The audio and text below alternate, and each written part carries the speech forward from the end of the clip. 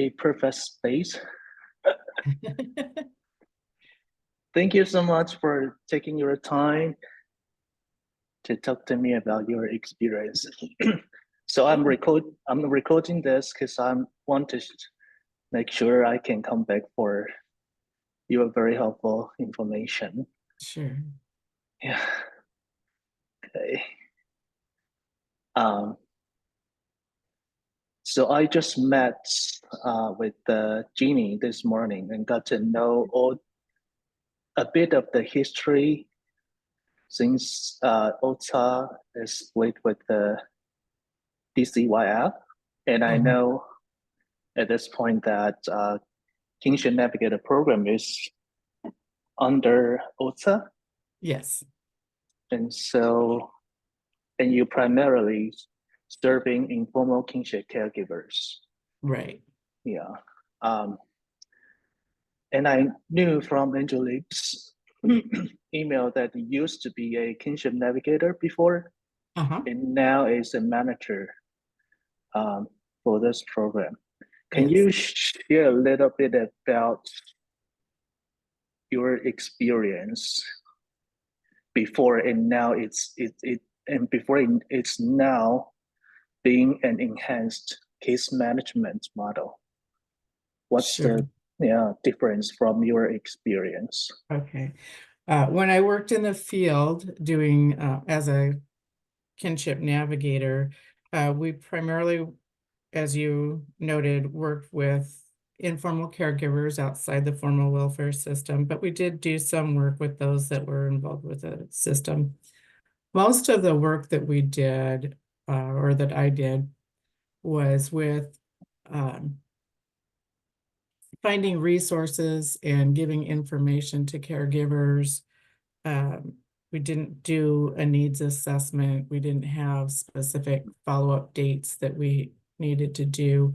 Everything was client driven for the most part. A caregiver would contact me with something in mind that they needed. Usually they might need some help with paying for some rent assistance, for example, or getting some clothes for the children that they were caring for.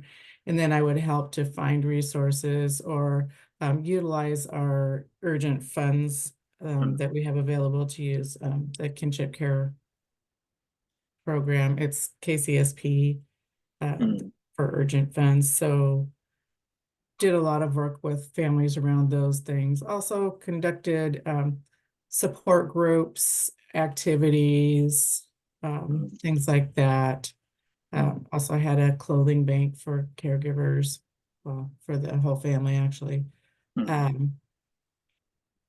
So a lot of those types of needs were being met by connecting people and steering them in the right direction. Sometimes they might need a little bit more assistance than a traditional information and assistance model would do, where we might need to do a couple of phone calls to a provider, for example, to really kind of help follow up. If a caregiver contacted me and said that they were having difficulty connecting with somebody, then I might help them out a little bit more than what a traditional information and assistance model would be. But again, it wasn't a full case management model either.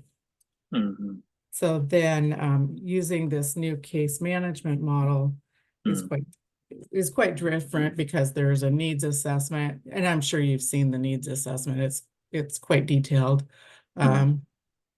So going through all of those areas of potential need for families with a caregiver and helping them to identify some major goals that might help them to do a lot of, learn a lot for themselves so that they can help themselves further down the road. Always keeping in mind that they can always reach out for more help further on down the road once their case is closed, if need be. But primarily, we're trying to give them the skills and knowledge base to help themselves. And the case management model is much more time intensive, so that just conducting the needs assessment itself is spending quite a bit. Yeah, a lot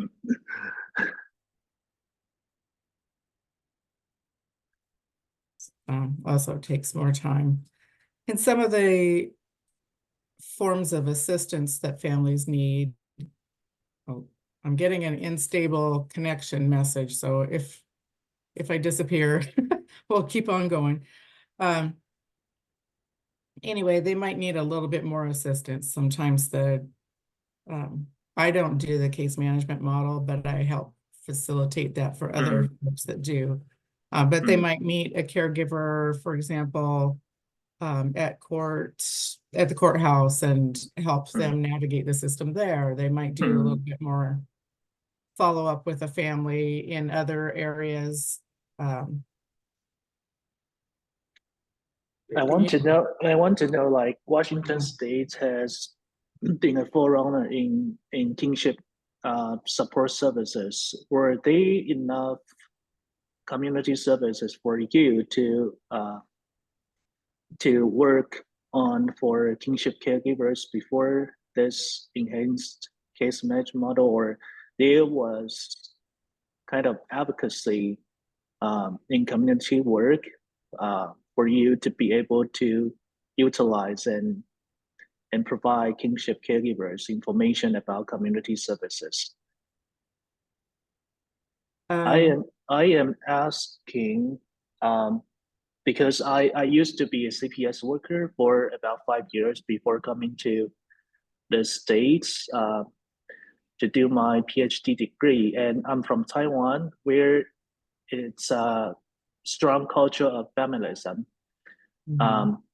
It entails that the general population thinks it's more of the other extended families' obligations or responsibilities to support their children instead of the community or the state.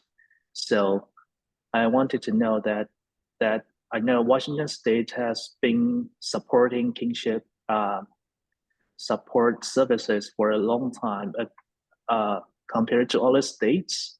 And how was the process back then, and how it's already changed at this point? As part of the Kingship Navigator program is to like advocate and to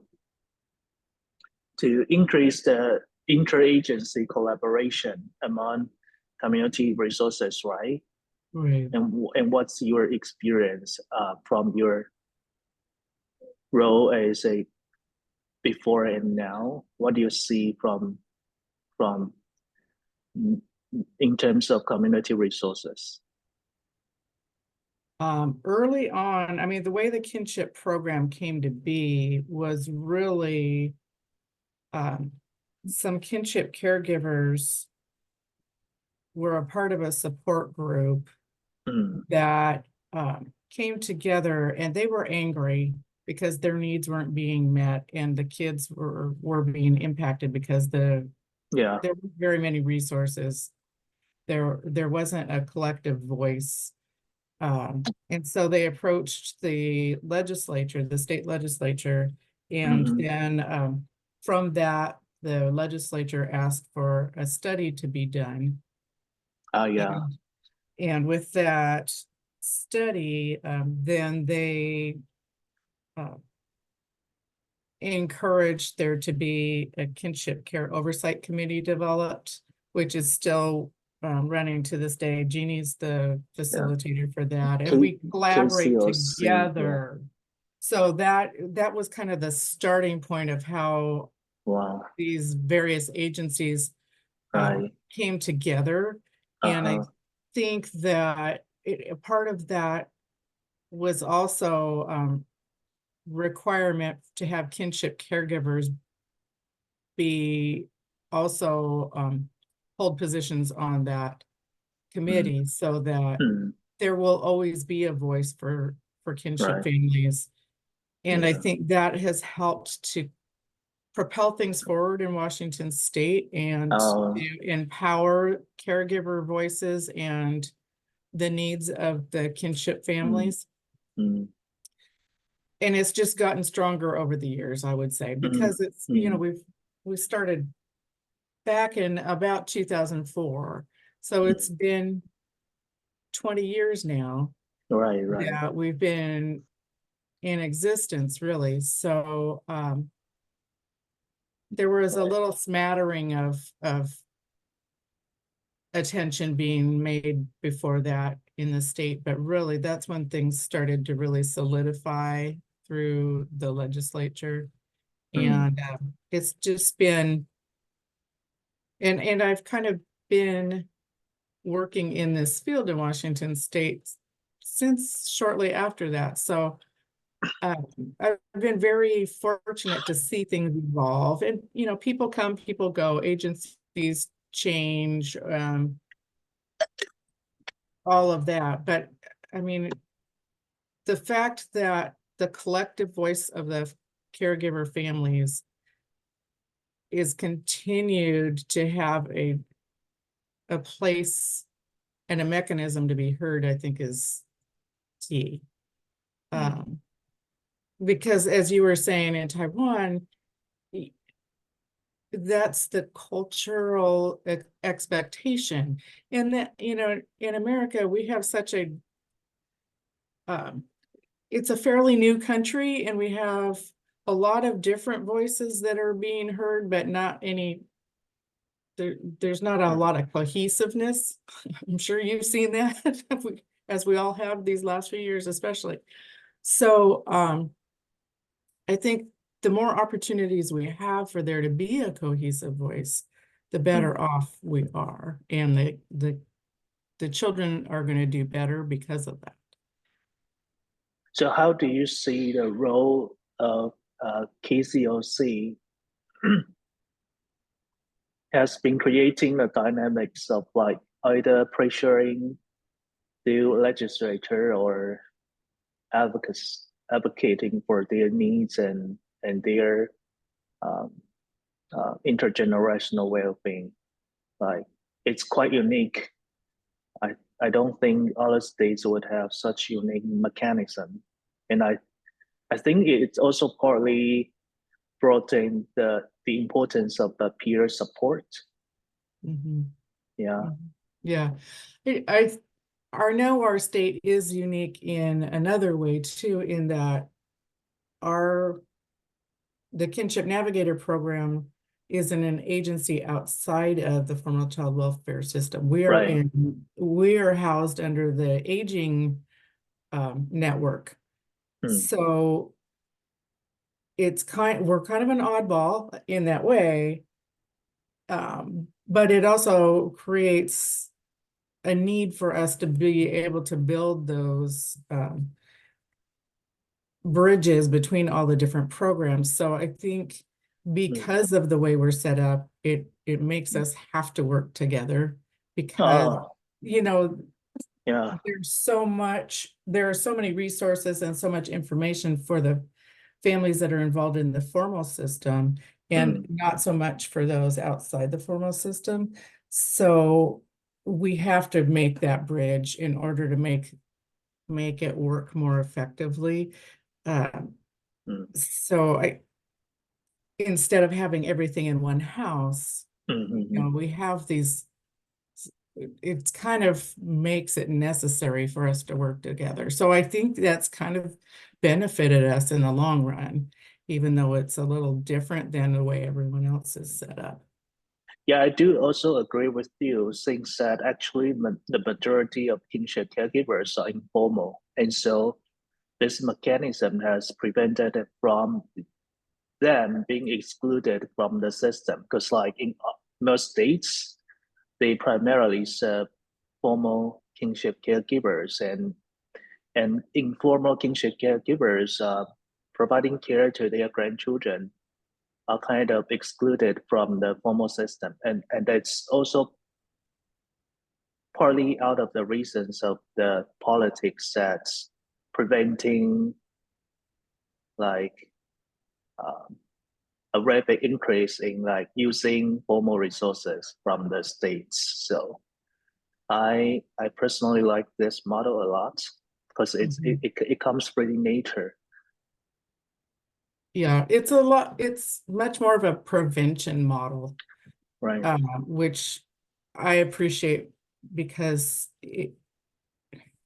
it makes much more sense to front load and give a lot of resources and support to families to help strengthen the families that are there, or and their networks that they have. They already have most times they have networks of friends, family, neighbors, and communities that can help them. And I also like the Kinship Navigator program in that we have navigators now in every county of the state that can help with local resources and help tie people to the resources within their own communities, because we do have statewide resources or federal resources, but there are also resources within each individual community. So I think it's, able to bridge all those gaps better and to really help families feel supported and not so isolated.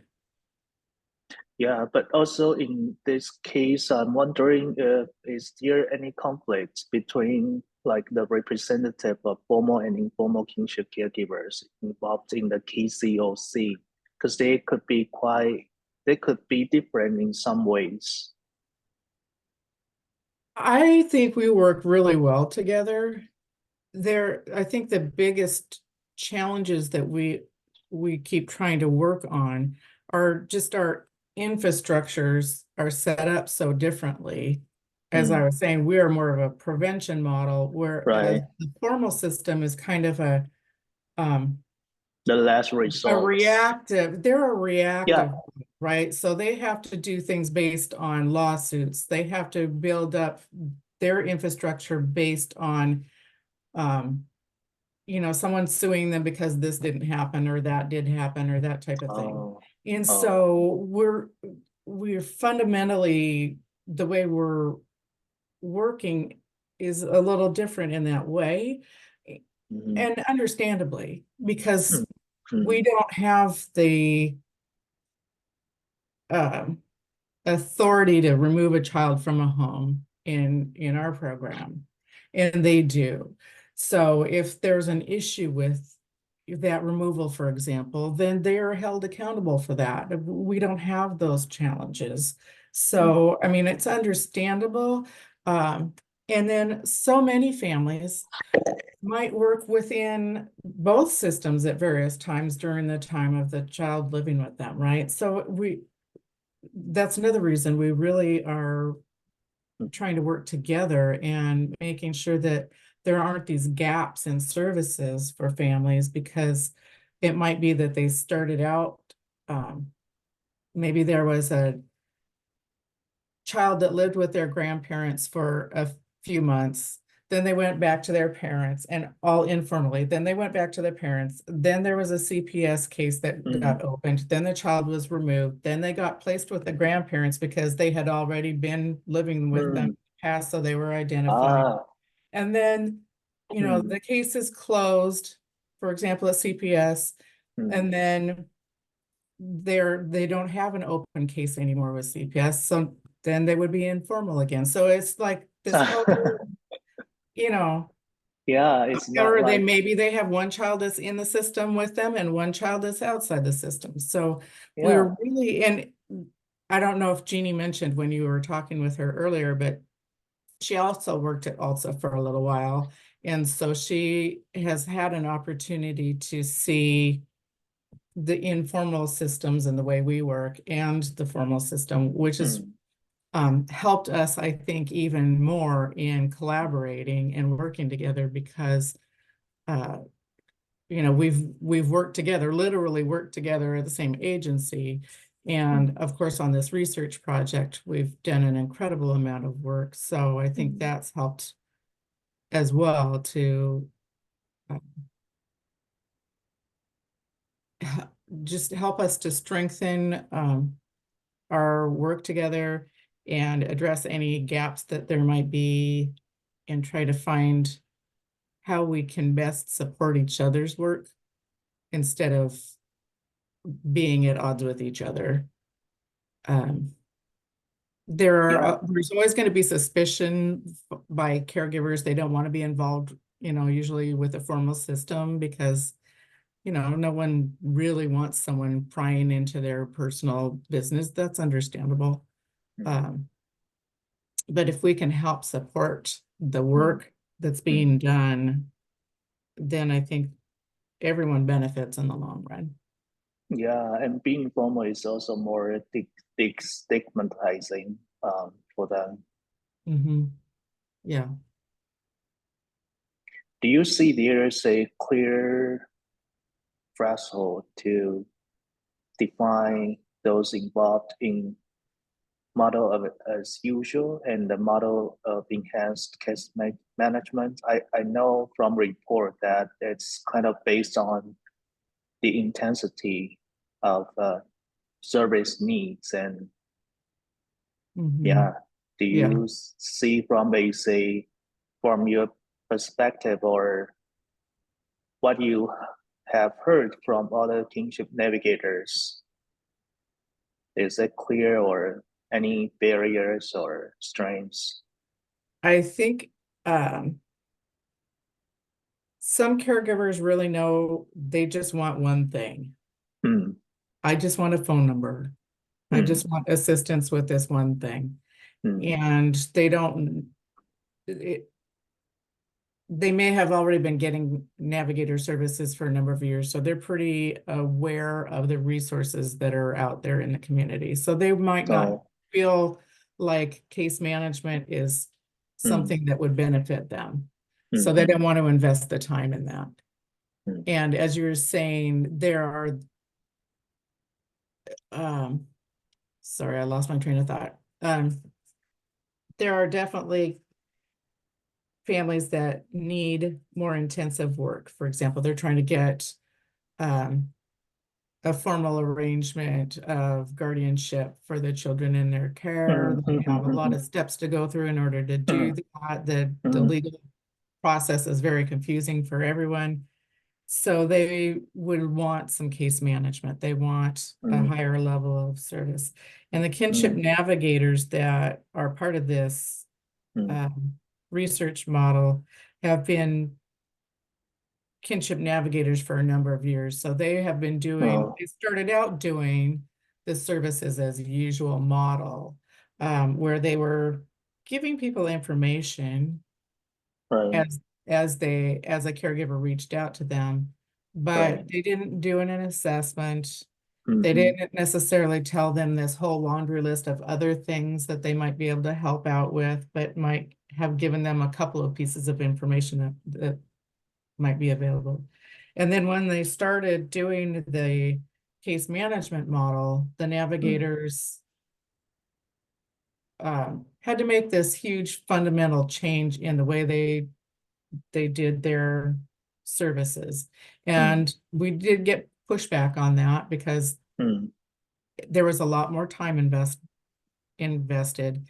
They Pushback the from both. navigators, yeah, Uh, not necessarily the caregivers, but the navigators were trying to make sure that they were still meeting the needs of everybody that they worked with, meaning those that got the um, regular services as usual model, as well as those that were getting case management. So they recognized that there was this huge increase mm, in time that they needed mm-hmm, to spend with caregivers. That mm-hmm, being said, they also saw a huge difference mm, in those caregivers felt much more supported that participated in the case management model. They were able to feel successful in achieving goals. They had a larger um, knowledge base of the resources that were available and the types of needs that they could have addressed by the Navigator program. When they had a whole list that they went through for the needs assessment, they were able to say, oh, I could get help with education for my child too, or oh, I could get some other kinds of needs met. I didn't even think about that. So after a while, the navigators were really appreciative that mm, they had an opportunity to do the case management model. mm. So we saw a big shift in that way, that they're our biggest champions now. Where, at first they were pushing back, but We said, but you helped build the needs assessment. If you didn't want that many questions, you could have, started taking out the questions, but they kept saying, no, but we need to ask that. They need to have this information, so. So it's process. so it's primarily feedbacks from kinship caregivers that gave them such sense of achievement in supporting this case management model, or Yeah, yeah. Because they could see on their faces, they could hear the stories that were, unfolding. We also did satisfaction surveys, but I think the navigators were able to see firsthand because they were working with the people firsthand. They were seeing that relief on the caregiver's face once their needs were being met. It's not always face to face, right? It could be either by phone. Sure. Yeah. But there are such a diversity of kinship caregivers involved in this program. How do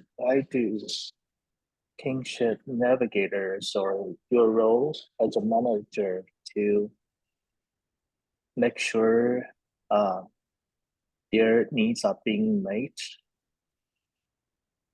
Like this is a statistics. So I saw from the report that the majority population involved in this program are whites, kinship caregivers, and it's also the same. Like there's a significant increase in child placement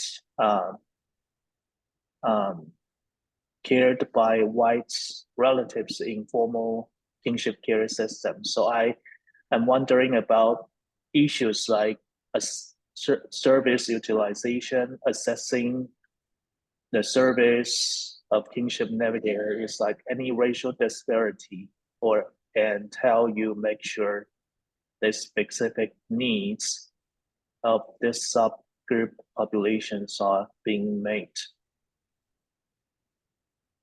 We're always trying to keep those issues in mind as we're working with families. We have a navigator in each county of the state, and our navigators range in their diversity as well. We do have Spanish-speaking kinship navigators to work with our monolingual or bilingual kinship caregivers. We have male kinship navigators in a couple of spots. We have tribal kinship navigator programs to work with our indigenous populations. We have a variety of backgrounds. We don't have a navigator that speaks every language, but we do have language banks. We do have many of our navigators also work at agencies where they might have other staff there that are multilingual staff. They have interpreter services that they work with. We try to have all of our documentation available in various languages to help make things as accessible as possible. Yeah, I mean, we're always trying to strive to do better. I think the KCOC helps us in that way as well.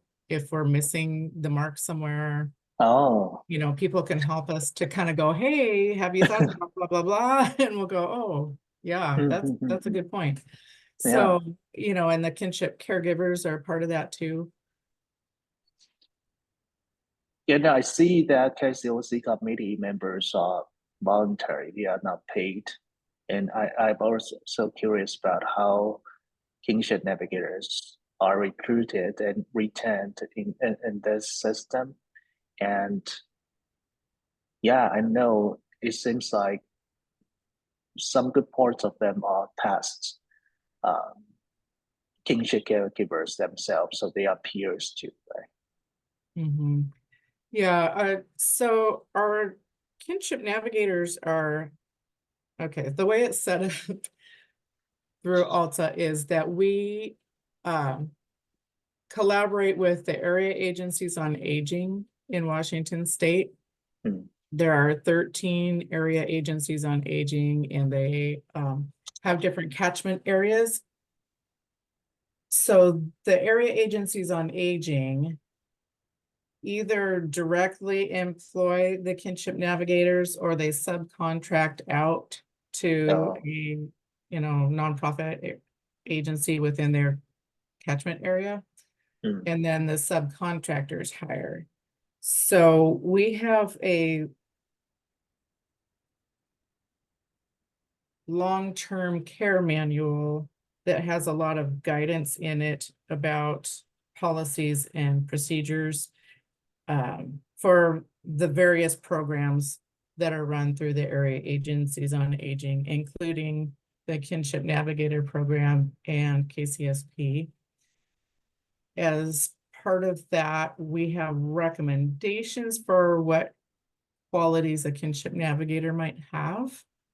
But it's up to Oh, the area agencies on aging and or their subcontractors to make some of those determinations about oh, the specific hiring and that mm, type of thing for their navigators. That being said, mm. the area agencies on aging and their subcontractors are all very determined to make sure that the staff that they hire are representative of the families they are serving. So they Yeah. would want to make sure that they have caregiver or navigators that may have been kinship caregivers or are currently kinship caregivers or have some knowledge of the kinship programs in general. They might have worked at CPS like yourself or something like that, or have been a case manager in another program, for example. And as much diversity as possible. So we have great partnerships with our area agencies on aging, and it's kind of an interesting dynamic that I'm the program manager for the Kinship Navigator program in the kinship programs of Washington State, but none of the kinship navigators are staff that work for me or our Mm. agency. So that's another kind of unique piece, I would say, that we have here in Washington State, is that the navigators don't work for me, but I still am kind of overseeing the programs in general. So Do they connect with each other? I encourage that. In fact, we have several new kinship navigators that are coming on board. Our Mm. last legislative session, Mm. some new navigator positions were created. And so I'm encouraging those new navigators to connect with those navigators that have been doing the work for a number of years. I Mm. think they're going to be their best support networks, because they're, Mm. the ones that are out there in the field, and they have a better insight. Even though I was a kinship navigator for many, many years, I think it's best for people to be able to communicate together and support each other. We Mm. have regular meetings. We're going to be meeting in a week or so, and we're trying to make sure that we have even more meetings and or trainings available now, since we have so many new staff onboarding to help support them. We also meet regularly with the area agencies on aging and or their subcontractors, so that we can support them, especially when it comes to data entry and that type of thing, so that everybody has you know, there aren't any surprises along the way because people assume that they're filling something out correctly and then find out, you know, 6 months down the road that no, that wasn't what we, that wasn't the intent of that particular question, for example. So we're trying to make sure that everybody is, On the same page. yes, exactly. Yeah. I see also from the report that kinship caregivers used more support groups than those in usual model. And Mhm. I am wondering it's supported through the mechanism of a peer supports. And from your perspective from the field, can you like um, say that the group, the social support group is um, an important component for them? Yeah, I used to facilitate support groups and I absolutely think it's an important component for caregivers that are able to participate in support groups. I remember one of my ways of determining whether a group went well or not was if people were in the parking lot talking with each other after the group, right? Mm. They're connecting together, they're creating some natural supports with each other, they're exchanging childcare, they're exchanging, you know, they're giving each other hand-me-down clothes, they're doing all those things that, Right, you know, right, right. relationships are forming. That's what it's about. Mm. And so I think that, you know, people that aren't able to participate or don't want to participate in a support group are missing out on those um, natural relationships that they could benefit from. So, and the kids benefit from those too, because they were, um, several of the support groups also have activities for the children. So they get to know other people that are in circumstances like themselves. So they're not feeling Mm. like they're the only ones that are, they don't have to explain, I'm living with my grandma. I'm not, you know, I don't know where my mom is. They don't, you know, everyone kind of gets it. Yeah. So, yeah.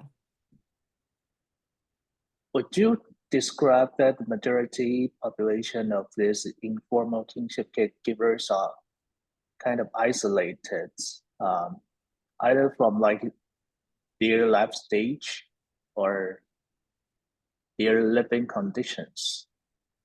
Being I guess there are lots of them grandparents. Yeah. I can share one story. It's Oh, great. Yeah. yeah, I can before I came to this program from Taiwan, I met a missionary over there, and he told me that um, he grew up with his parents with substance use issues, and his grandparents will step in and make sure they are properly cared. So their grandparents would step in and send them to like summer Bible camp, Hmm. and so that's how he picked up some teachings from the Bible rather than from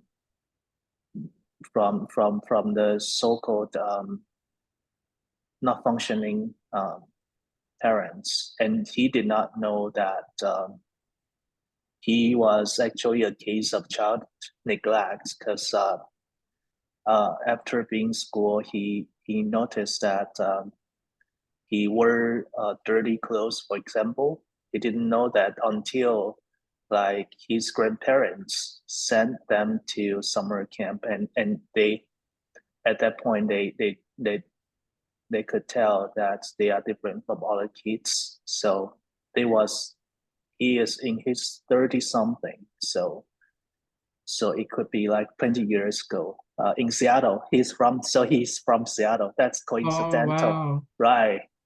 Huh. Right. So yeah, Wow. it would be different now if yeah. Yeah. hopefully it would be different now.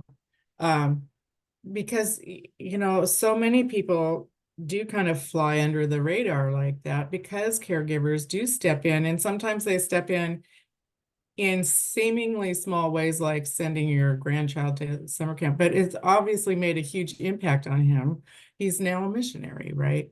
So, and he didn't know what he didn't know because, you know, he didn't have anything to compare it to at the time. And then when he experienced a different setting, then all of a sudden he felt different, right?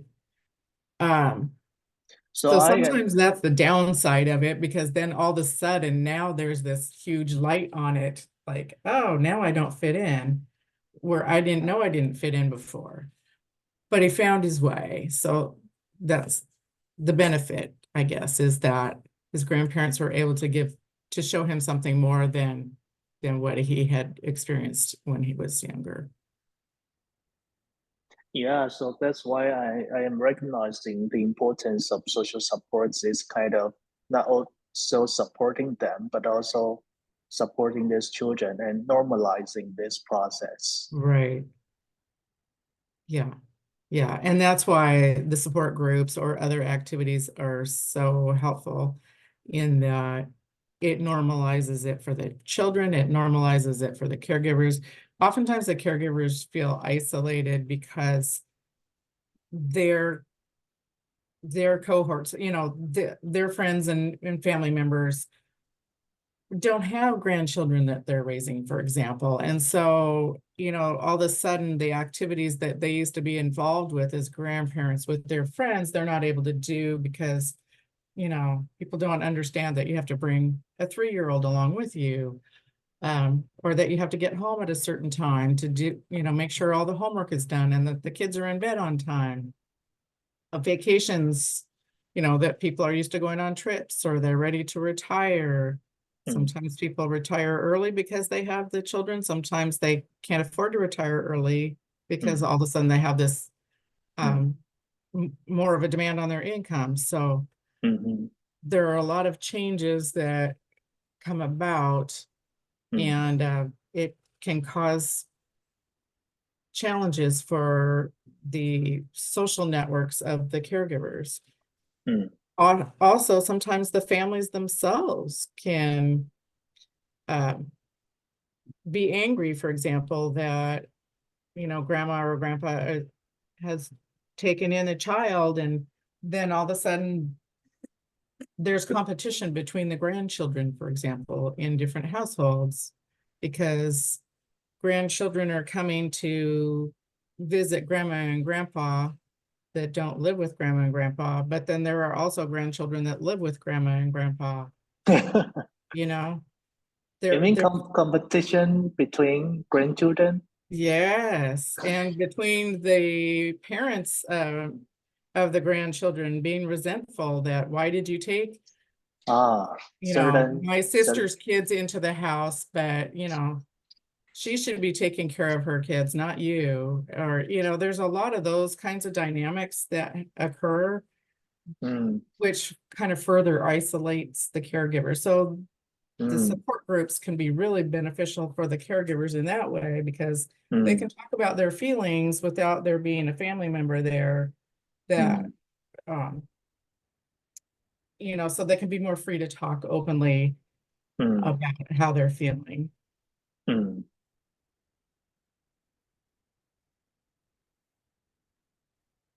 Do you see there any culture specific characteristics of these dynamics? Because I am a foreigner, so I don't get to the subtle differences. Because like there's also, for example, feminism culture in the Latinx population, right? So the dynamics they face could be quite different from other ethnicities, for example. And how does this relate to your support groups or your implementing kinship navigator program? Yeah, that, you know, families, each family, regardless of their ethnicity or where they grew up or anything, can Mm, be so unique. Yeah. And you have different personalities, Yeah.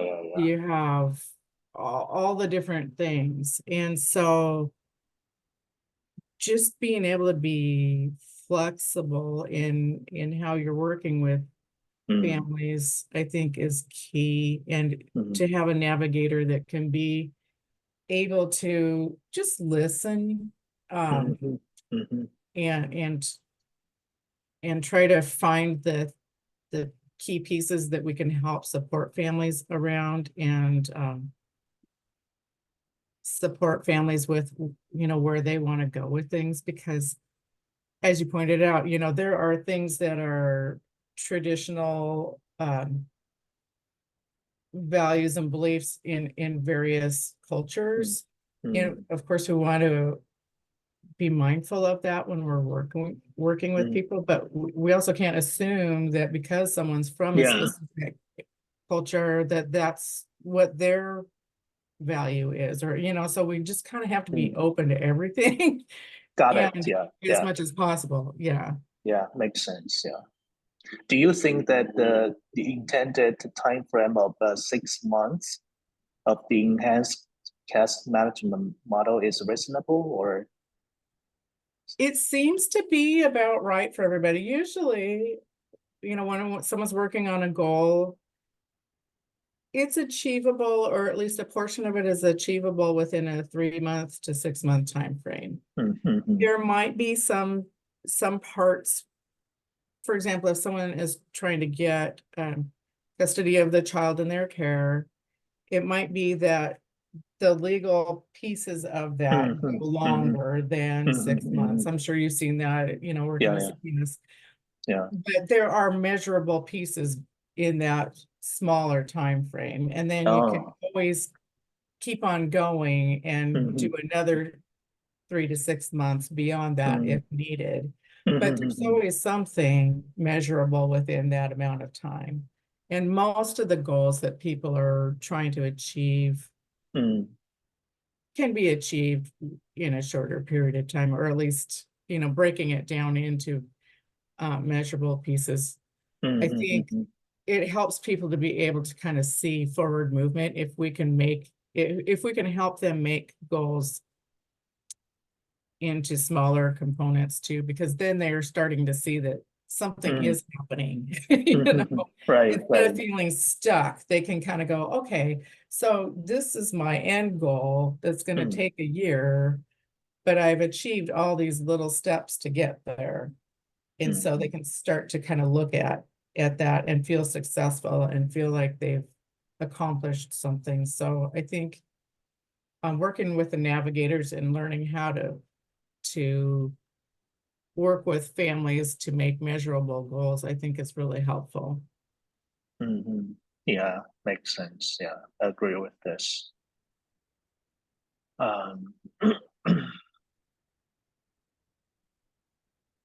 and how do you see the role of KCOC in driving probably a system change, or like building this new model and maintaining it, or evaluation, for example? What's because like KCOC is so unique and involved.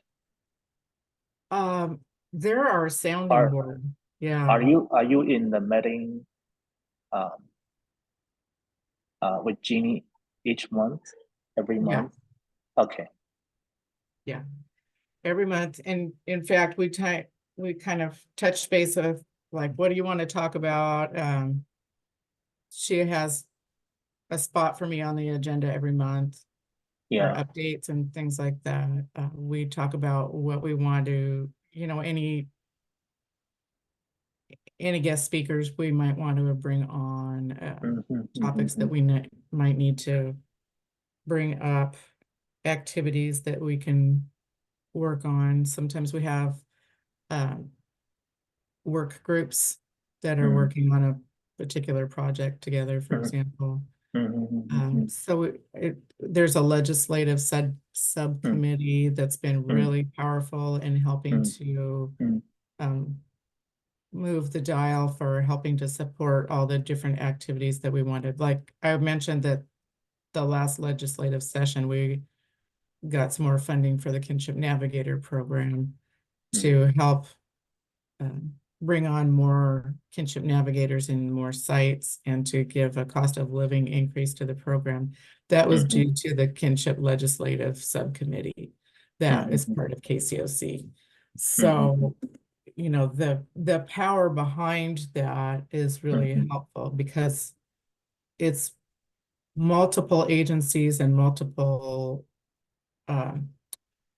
programs working together to achieve certain outcomes. So that makes a huge difference. How do you make sure like you can bring in certain folks or voices in the committee and address particular issues? Is it an organic process or something you have to make efforts in bringing those voices or agenda? It's a little bit of both. I think because we've been together for so long, a lot of that is organic, but we also want to be intentional in like, are we leaving someone out that we should bring into the fold? Are we leaving out? Sometimes there are new agencies that come on board, new programs, new opportunities. We always want to try to encourage caregivers to come on board and be a part of the group. So outreach is kind of ongoing.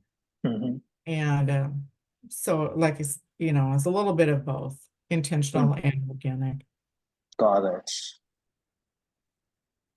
But Washington State really has its niche in making this moving forward with this mechanism, I think. We've also worked together to do a lot of national to highlight our state on the national front. So we work with Generations United and do a lot of work with them. I'm on their advisory board. We attend a lot of meetings. We just were deemed a program of distinction by their what is that group called? Generations United. Oh goodness. They have a group that they have support network. That's it. So, you know, we've done a lot of work on the national front as well as statewide. So that's helped to build our group to be, excuse me, to working together cohesively as well. Yes. Do you have more time? Maybe I need another 10 minutes or so. Sure. Yeah. Yeah. The last very big question is all about implementation of Kinship Navigator program, and they are different components. The first, I want to know, like, how do you make sure you are effectively reaching the population in need of informal kinship caregivers? Because Washington State is also unique in a sense that we are actively providing services to informal kinship caregivers, whereas lots of states having them excluded from the system, while they are actually the majority population providing care actually. So they are some in other states, they are two worlds, like they are all kinship caregivers, so either formal or informal, but informal kinship caregivers receive less support. Yeah, so I think Washington State is successful in the sense that informal kinship caregivers are not excluded. from the system. So I want to know, like, throughout the years, how we make sure they are reaching them. Outreach is a big part of what the Kinship Navigator programs do, especially at the local level, with the area agencies on aging and or their partner agencies that subcontract with them. So they're participating in different events within the community, touching base with the school districts, the different legal places in town. They, are doing a lot of that kind of community-based work. And then we do statewide, also in especially with our partnership with KCOC and some of the other programs, we do referrals back and forth. We have a website that has listed all the navigators and how to reach them. But I get phone calls and I will connect a caregiver to a navigator in your community. It's kind of all the way across the board. We're trying to help make sure that the caregiver is connected with the navigator.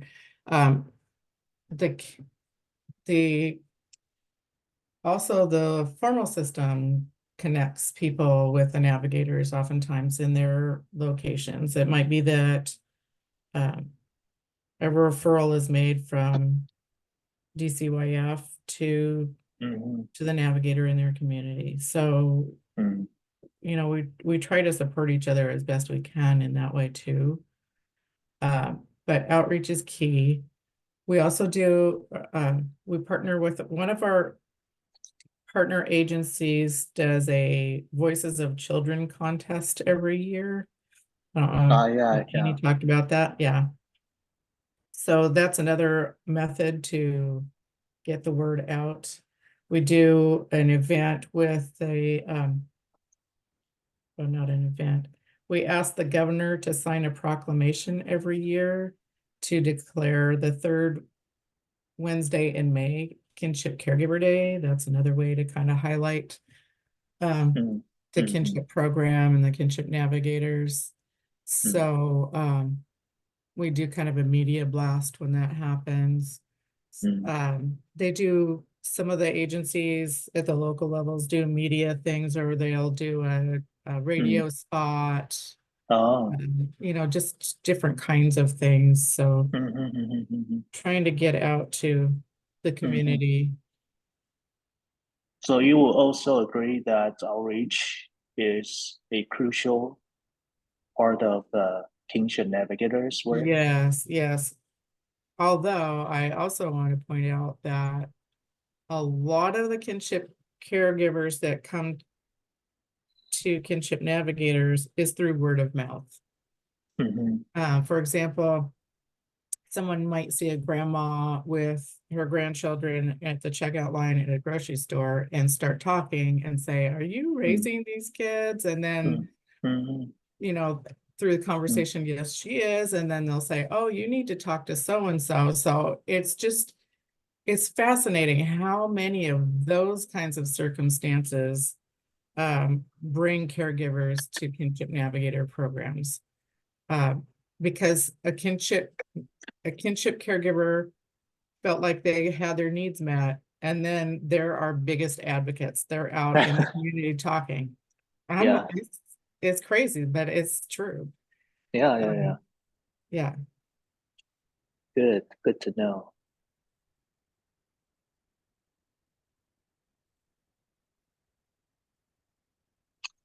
And another question is about effectiveness. I think now, so it's quite different to measure achievable goals and effectiveness with this in-case management model and prior to this, right? But before this was developed, how did you ensure effectiveness without this model?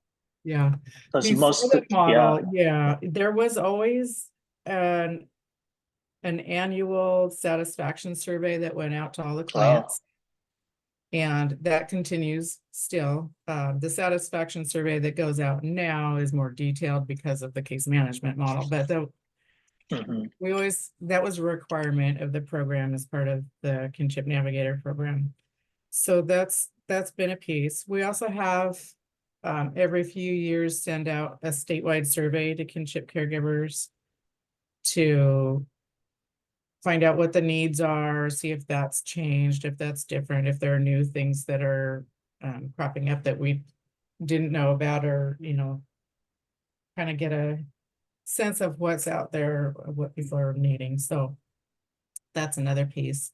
And mm, then just being involved with the kinship navigators and being able to talk with them on a regular basis in our meetings and connecting with the programs regularly really helps us to determine or to make sure that we're staying relevant, that the caregivers are getting their needs met. And then with the support groups, for the programs that have support groups, you know, you get that instant feedback from caregivers then as well, at the local level. mm.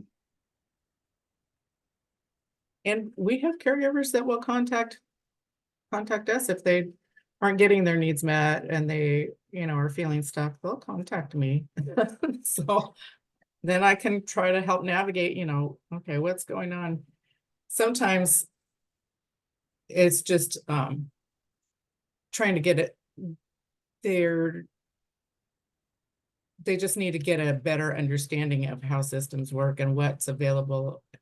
Oftentimes, there are so many different criteria that need to be met for various eligibility standards for different programs that they might be eligible for, that, you know, just trying to help them have a better understanding of that and how that works makes a huge difference. So that's usually the biggest challenge. Right. Was there a time that you think that the role of organizational support to deliver Kinship Navigator program, like, is there like any particular organizational support that you think really important to make this happen or sustain all the satisfactions from this Kinship Navigator program? From the organizational level, maybe ALTSA, or maybe that's a funding or like any other kind of support. Yeah, that's all part of it. I think having more funding is key because, as we're both aware, there are far more kinship families outside the formal system than there are in, and there are Right. fewer bodies helping those caregivers that are outside the formal system than, you know, the formal system has, I don't know how many thousands of people working, and, you know, they're supporting a total of 2,000 people, right? And And so and we they are have having like one-on-one. Yeah. 14 people serving the same amount of, you know, 14 statewide, getting well, 14 okay. navigators. So, okay, so there, I have to do the math now because we've just changed. So there are navigators in every county, Mhm. but that's not meaning that there are an individual navigator in every county. That means many of the navigators, there's a navigator in every area agency on aging. There are 13 area agencies on aging, Mhm. and there are 7 tribes, but 2 of those tribes also have an area agency on aging. So that would be 13, 18 Mhm. navigators, Mhm. 19 because King County has 2 navigators, Mhm. 2 full-time navigators. We do have a couple of other navigators that are funded through other sources, but say 20 navigators that serve 2,000 plus, right, you know, between 2,000 and 3,000 And those are just the ones that are so far being served. There are so many more that could potentially be served, as you know. But the same number or fewer caregivers are being served that are inside the formal system. And how many people does it take to serve them? That's the part that's like, wait, what? You know, when people are trying to, like when the legislators are saying, what are you getting for the money that we're putting into the Navigator program? Well, you're getting a lot compared to what you're spending on the formal system. It's incredible. So that's where right now, the Navigator program is fully funded through the state. It's state legislative money. It's in the governor's budget. So we have the Kinship Navigator program and then the tangible goods that come through KCSP, the urgent funds. Those are state funds. There's a little tiny portion of federal funding that can come to serve kinship caregivers that are over the age of 55 for activities like support groups. That's just a little tiny fraction that some of the programs use. That's why we're looking at, we're hopeful that we achieve this evidence-based status so that we can start getting federal funds to do 50% match for the families that are participating in case management, because that will help. So the more diverse our funding stream, the better we're going to be in the long run.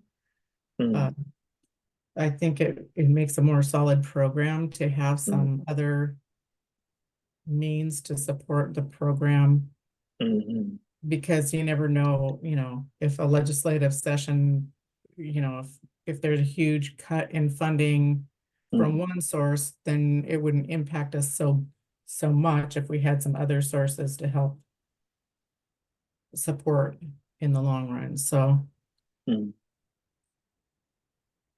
that's kind of one piece that I'm trying to keep in mind in working in this program is what can we do to help support, and how many partners can we partner with so that we're stronger in the long run.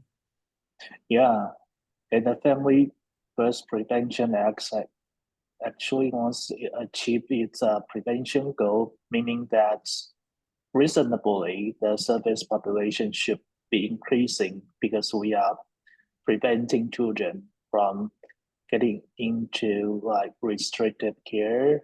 Right. And so like by law that it should be reasonable that we should have more resources in the prevention side. Yeah. Yeah. And then the more funding that we have to help, not just with the staff, which is also a big piece, because you might find resources in the community to support housing, for example, but then or there might be a grant to help with this or that, but the grant doesn't always include staff, as part of that grant. So we always have to keep in mind all the pieces of that puzzle to make sure that we're not grasping at straws without having the infrastructure in place to do the work. Yeah. Do those service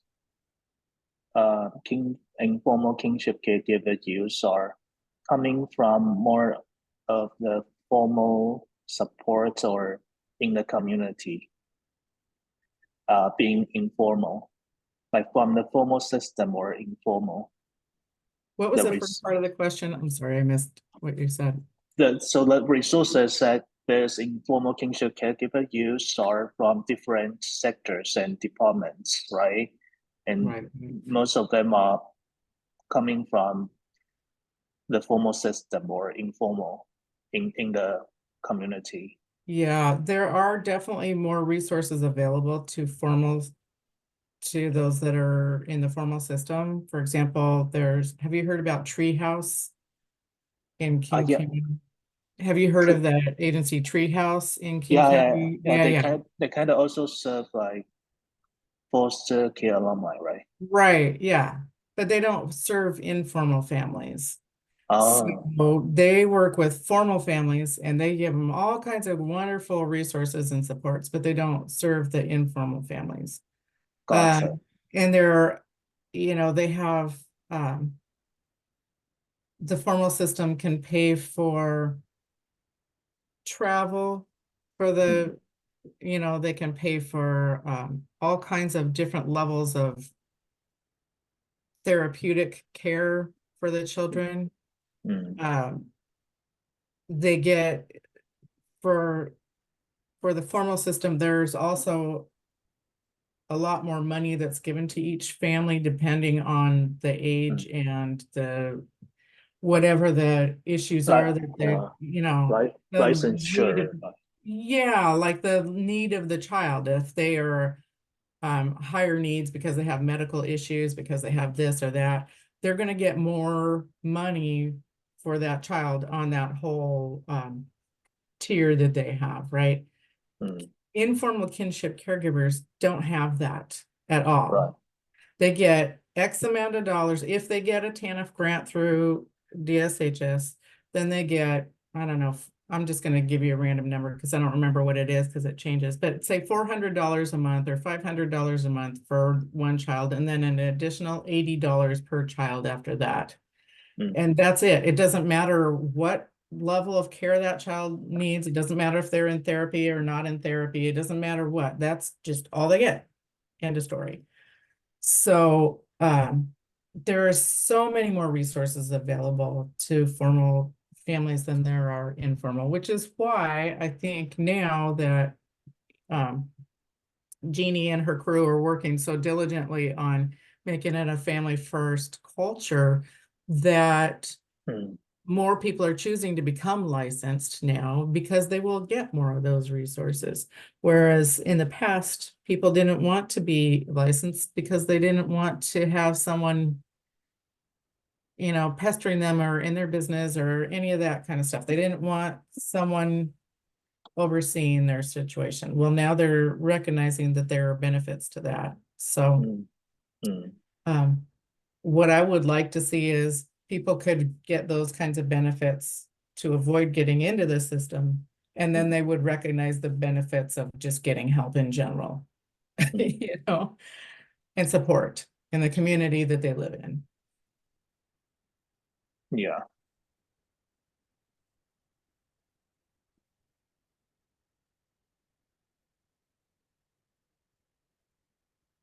And you have the fidelity tool to make sure the implementation of the enhanced case management model is Yes, delivered properly. I know that.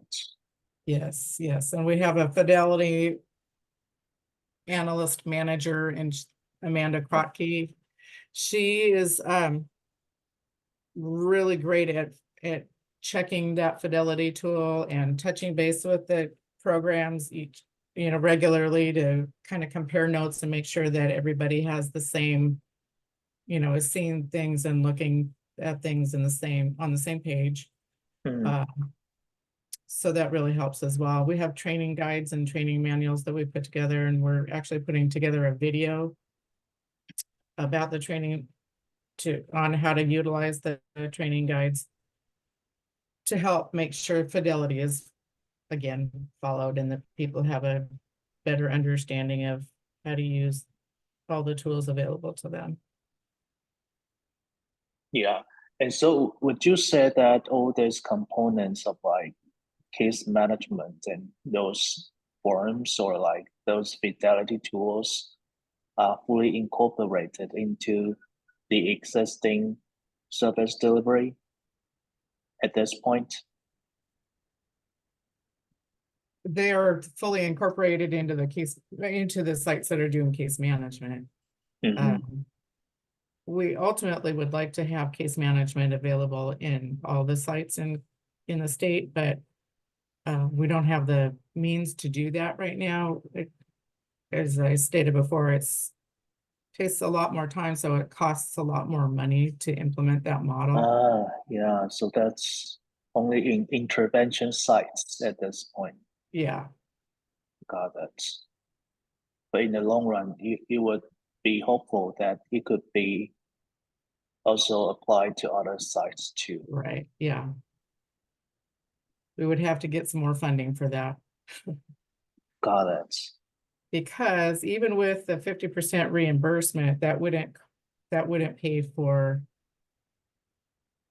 the staff time Yeah. required. It would help support it, but it wouldn't cover it. And Angelique mentioned that I put it on the chat that you have an updated version of this timeline of the kinship care development in Washington State. Yeah, Or we're working on it. Yeah, we're getting that, some input on that. We have updated it. But it's not, we haven't done the final blessing on it yet, so I can't share it. But yeah, she can show it to you. you are still working on it. Yeah, we have to have our comms people give their blessing before we can put it out to public, but right now we're just sending it out to a couple of our partners for their feedback to make sure that we have everything on there. So I think Angelique was one of the people that it got sent to, so if she's willing to show it to you, that'd be wonderful, but it's not for public. So it's like some updated information after what's seen now, the latest of 2009. Yeah. Got it. Yeah, it states in year 2009, and it's already 2024. I think I've got.